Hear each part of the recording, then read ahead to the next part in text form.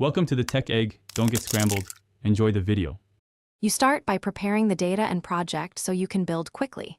Connect to the SQL server, test credentials, and make sure the tables or views you need exist. Once done, create a report server project in SSDT or Open Report Builder and add a shared data source. Then add a dataset with a simple parameterized query to return only what you need. This reduces rendering time and keeps the design focused. Now you design the layout and grouping to present data clearly. Insert a table or matrix, drag dataset fields into cells, and create row or column groups for logical breaks.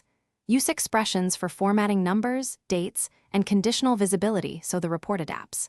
Add parameters at the top for user-driven filtering and connect them to dataset queries. Make sure headers repeat on page break and preview frequently to catch layout issues early. Finish by validating, deploying, and prepping for users.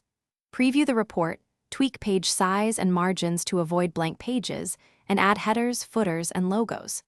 Save or deploy the RDL to the report server, configure folder permissions, and set subscriptions or cache options as needed. If something goes wrong, first rerun the dataset query, verify data source credentials and dataset timeouts, and then check report server logs. These steps resolve most deployment and rendering issues. Thanks for watching. Consider subscribing if I helped unscramble your problems.